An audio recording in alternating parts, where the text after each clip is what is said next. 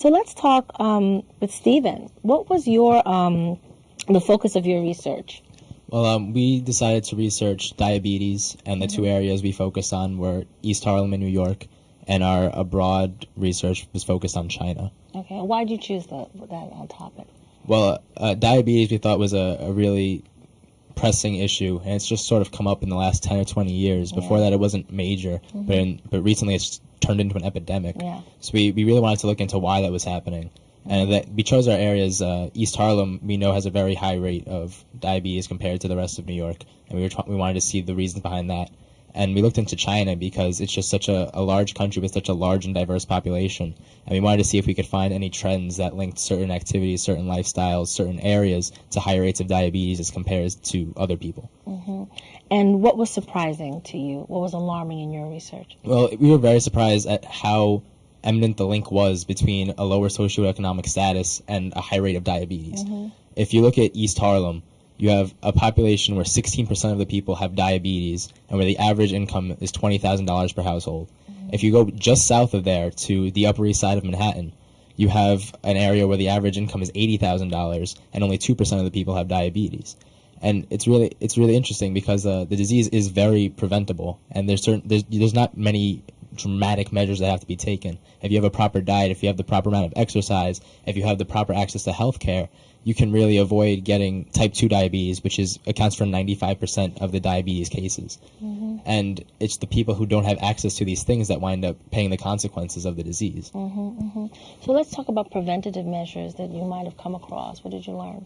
Well, the most important thing is lifestyle. The way you live completely controls the way that you go when it comes to diabetes. If you get the Central Disease Control recommends that you get 150 minutes of exercise a week, which is about less than a half hour a day, just a little bit less.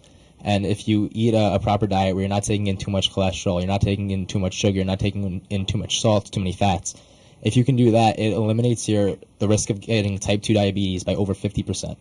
So it's really not much that you have to do in order to prevent the disease, but it's just that people are set in their certain ways. Like Jason and Moralic were talking about with obesity. Obesity is a risk factor for diabetes because it's a disease that has a very gradual onset, and it's just something that happens over time. And the symptoms you probably don't even realize.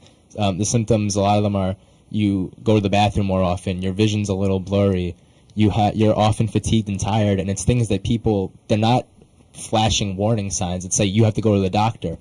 They're really casual things that no one picks up on, and that's why the people who have more access to healthcare, who are going to doctors more regularly, are less likely to come down with the disease because it's not something that comes out of nowhere. It's a very gradual thing, and you don't notice that it's coming on. Sure.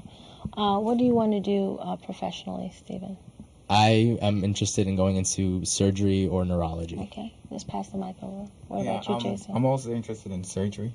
Okay, what about you, hon? John? Oncology and cancer treatment. PA, physician assistant. Psychology. That's great. So just tell me, starting with you, how did this research project help you as an aspiring health professional? What did you learn? Well, I learned that every aspect of the healthcare system, whether it be surgery or oncology or whether it just be psychology, each individual aspect of it has to be taken together to actually deal with these issues like diabetes or obesity. It's not cut and dry. Everyone has to do their part to sort of solve these problems. Sure. Let's pass the mic down. What did you learn, hon? I learned that better healthcare is needed for every ethnicity and every type of people around us to give us better care and let us know that there is someone who can help us. The biggest thing for me is the fact that there is no solution. There is no cure to HIV, and I'm very interested in cancer, which also has no cure, so both of them affect me in a similar way, that people need help, and there aren't too many ways that we can help them because so many people are affected, but there's no actual solution out there yet. Yeah. I mean, I want to be a surgeon, and I know it's not much a surgeon can do, but as a healthcare profession, I also want to get involved in preventative medicine for obesity because it's one of the most preventable disease, and it starts from the way you've been brought up, and if it gets instilled with you, that's the problem, and so that's what I want to do. And what did you learn, Stephen?